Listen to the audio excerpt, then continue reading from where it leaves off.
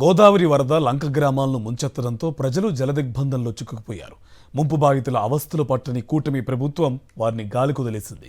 ఓవైపు వరద నీరు, మరోవైపు కరెంట్ లేక చీకట్లో బిక్కుబిక్కుమంటూ 10 రోజుల నుంచి అవస్థలు పడుతున్నారు. నిత్యావసరాలు కూడా లేక నానా ఇబ్బందులు ఎదుర్కొంటున్నారు. వరదలో కొట్టుకువచ్చిన విష సర్పాలు ప్రజల్ని భయభ్రాంతులకు గురి చేస్తున్నాయి.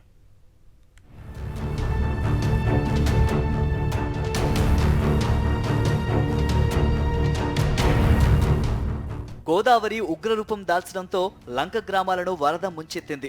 పశ్చిమ గోదావరి జిల్లాలోని గోదావరి పరివాహక లంక గ్రామాలన్నీ జల దిగ్బంధంలో చిక్కుకున్నాయి.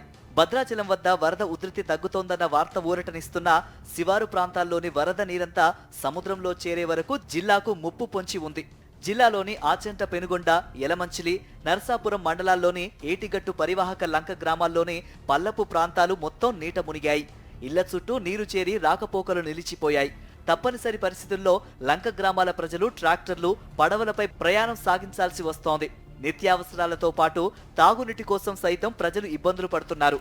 తాము ఇన్ని ఇబ్బందులు పడుతున్నా ప్రభుత్వం మాత్రం పట్టించుకోవడం లేదని మండిపడుతున్నారు వరద బాధితులు. పశ్చిమ గోదావరి జిల్లా అయినా కానీ మాది తూర్పు గోదావరి జిల్లా వరకు వెళ్తేనే కానీ మాకు గడవదండి. పడవలు లేవండి. మెయిన్ మాకు పడవ వేసి తాగటానికి పిల్లలకేంటి, పెద్దోళ్ళకండి మంచినీళ్ళు కానీ పాలు కానీ సౌకర్యాలు ఏమి అందించలేదండి. ఎలక్షన్లకి అయితే ప్రతి ఒక్క నాయకులు వచ్చేస్తారండి, దండాలు పెట్టేస్తారు. అమ్మ నెగ్గిన తర్వాత అన్ని చేస్తామో చెందుతామని. మరి ఈ టైంలో చేయకపోతే ఎప్పుడు చేస్తారండి? పడవలు సైతం పూర్తి స్థాయిలో అందుబాటులో లేకపోవడంతో వరద నీటిలోనే నిత్యావసరాల కోసం తరలి వెళ్తున్నారు. పునరావాస కేంద్రాలను ఏర్పాటు చేసినా మూగ జీవాలను వదిలిపెట్టి వెళ్లలేని పరిస్థితి వారిది. మరోవైపు గోదావరి నుంచి కొట్టుకు వచ్చిన విష సర్పాలు స్థానికులను భయాందోళనకు గురి చేస్తున్నాయి. ఈ క్రమంలోనే కోనసీమ జిల్లా అప్పన రాముని లంకలో ఓ యువకుడు పాము కాటుకి గురయ్యాడు. గేదెలకు గడ్డి వేసే క్రమంలో వెంకట్ సాయి అనే యువకుడిని పాము కాటు వేయడంతో 108లో రాజోలు ఏరియా ఆసుపత్రికి తరలించారు.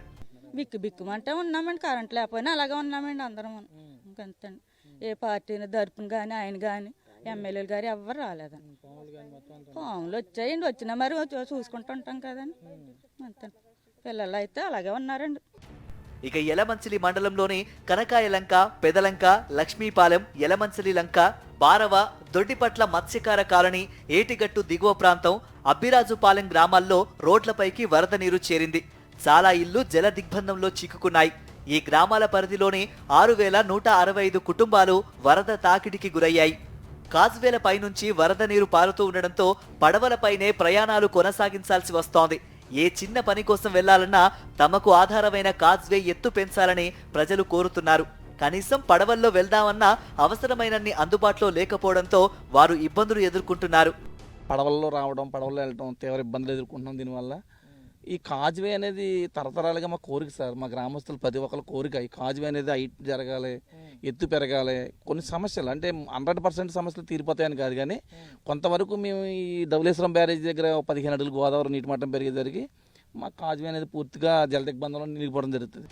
భారీ వరద కారణంగా లంక గ్రామాల్లో వేసిన పంటలన్నీ దెబ్బతిన్నాయి.